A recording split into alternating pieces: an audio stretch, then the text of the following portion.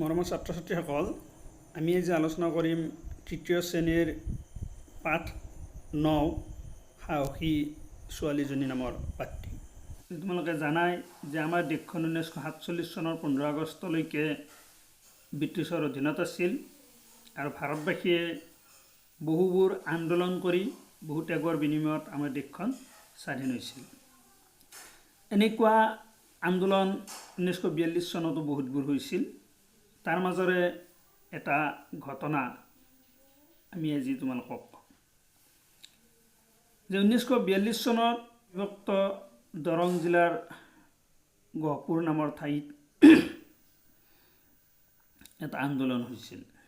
তাত এগৰাকী ছোৱালীয়ে আন্দোলনৰ নেতৃত্ব লৈছিল আৰু বিশাল জনসমাগম গহপুৰ থানাত পতাকা উত্তোলন কৰিবৰ কাৰণে আগবাঢ়ি আহিছিল। আৰু সেই আন্দোলনৰ নেতৃত্বত আগত আছিল এগৰাকী ছোৱালী।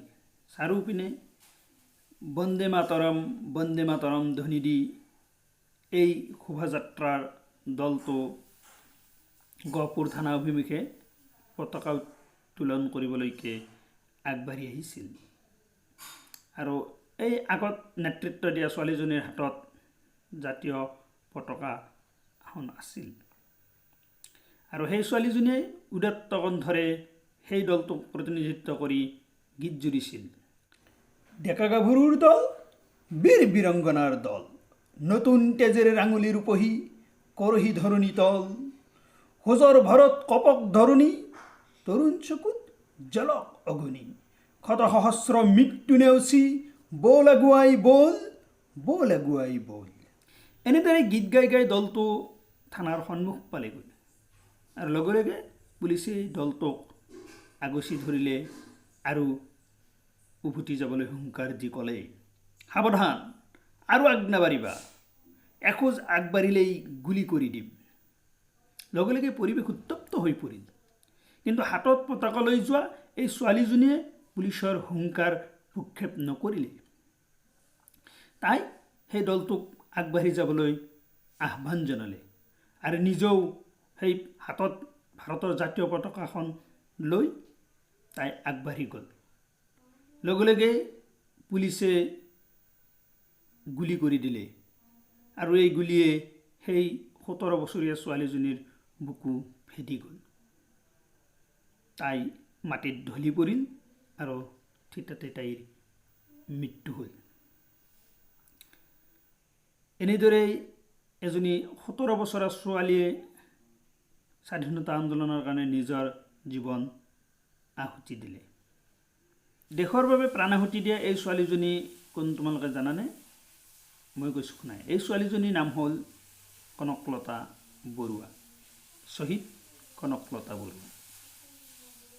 বৰ্তমানৰ শোণিতপুৰ জিলাৰ বৰঙাবাৰী নামে এখন গাঁৱত তাইৰ জন্ম হৈছিল 1924 চনৰ 22 ডিচেম্বৰ তাৰিখত।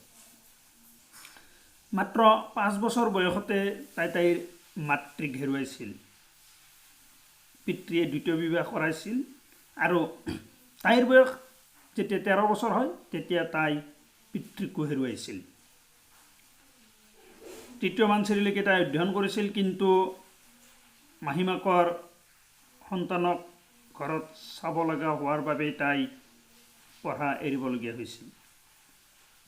কিন্তু এই কোমল বয়সীয়া ছোৱালীজনীৰ গাত দেশপ্ৰেম জাগি উঠিছিল আৰু স্বাধীনতা আন্দোলনত বাবে তাই নামি পৰিছিল।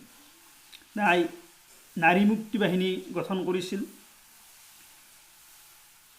আৰু আজাদ হিন্দ ফৌজতো যোগদান দিয়াৰ কাৰণে প্ৰস্তুতি চলাইছিল। কিন্তু তাইৰ বয়স কম হোৱাৰ বাবে সেই সময়ত তাইক আজাদ হিন্দ ফৌজত ভৰ্তি কৰা নহ'ল। এইজনী সাহসী ছোৱালীৰ পিতৃ আছিল স্বৰ্গীয় কৃষ্ণকান্ত বৰুৱা আৰু মাতৃ হ'ল স্বৰ্গীয় কৰ্ণেশ্বৰী বৰুৱা। 1942 চনৰ 20 ডিচেম্বৰ তাৰিখত গহপুৰত এইজনী তৰুণীৰ মৃত্যু হয়। ভাৰতৰ স্বাধীনতা আন্দোলনত যিসকল সংগ্ৰামী নেতাই নিজৰ সাহস আৰু ত্যাগেৰে দেশ স্বাধীনতাৰ হকে অৰিহণা যোগাইছিল, সেইসকলৰ ভিতৰত কনকলতা বৰুৱাও এগৰাকী অন্যতম। গতিকে তাইৰ সাহস আৰু এই ত্যাগৰ বাবে তাই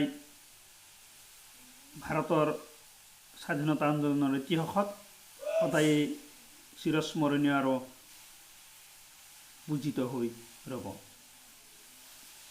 আমি কনকলতা বৰুৱাৰ বিষয়ে থুলমূলকৈ জানিলোঁ আৰু পিছৰ ভিডিঅ'টোত ইয়াৰ প্ৰশ্নোত্তৰসমূহ আমি আলোচনা কৰিম।